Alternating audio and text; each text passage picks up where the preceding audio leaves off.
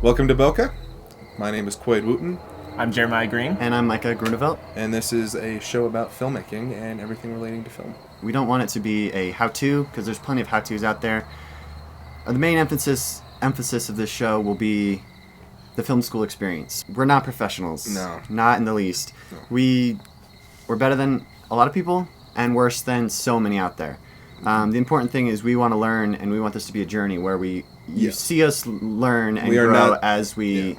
We're not the wise master imparting wisdom from the rock at all. We're not the guy giving the tutorials, though we may try.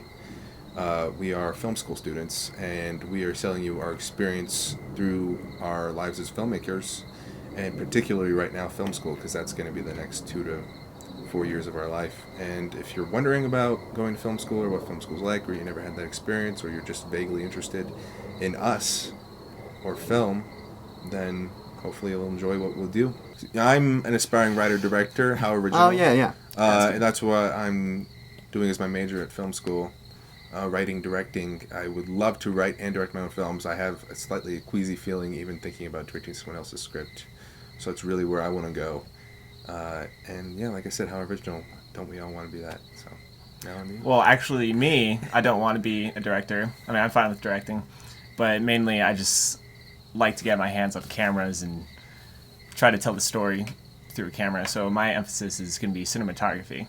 And like Quaid said, everyone wants to be it except this kid. But this kid's in the very, very small minority at film school. I also want to be a writer-director.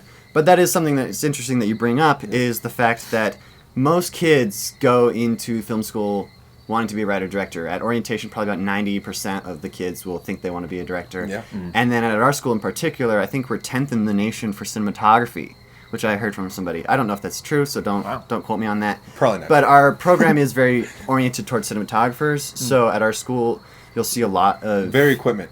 Hands-on. It's very hands-on equipment. And you'll also see a lot of magazines are all cinematographer magazines. Yeah. But just a lot of the students switch over to cinematography from writing, directing. Yeah.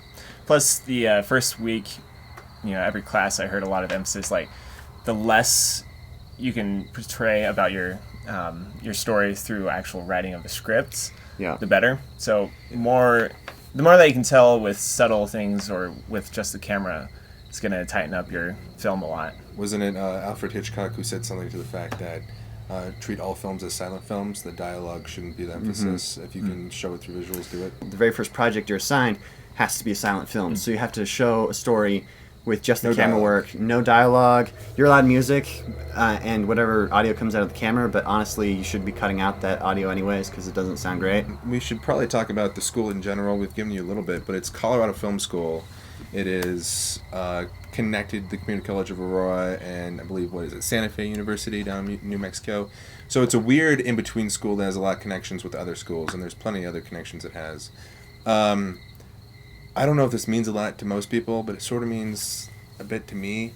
Hollywood Reporter, one of the top 2 trade magazines in the industry, rated it as the 25th film school in the world. Yeah, not to mention the price. I mean, it's $3,500 compared to like NYU or $35,000 UCLA, which are 10 times that amount. Before going to film school, I heard so much that you shouldn't go to film school because you're just paying for stuff that you could get for free online.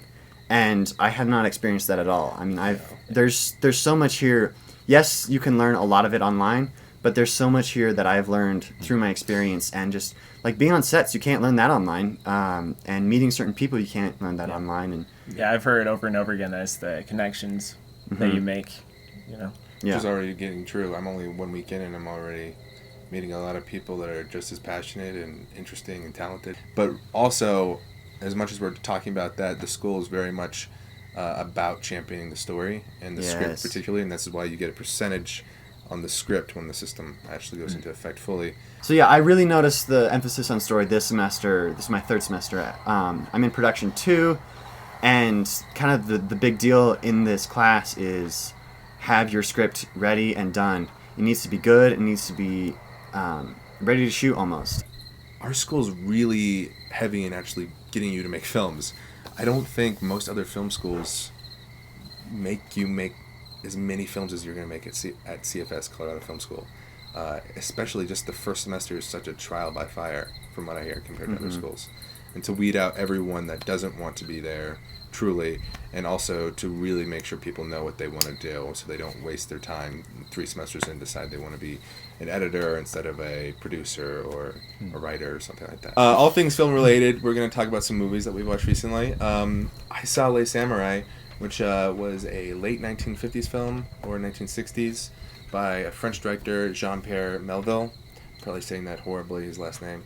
However, what I do know about Melville is very rough, so don't quote me, but I do believe he was the godfather of the French New Wave. It's clean, it's crisp, the storytelling is economically told, it's told visually, as we already touched upon.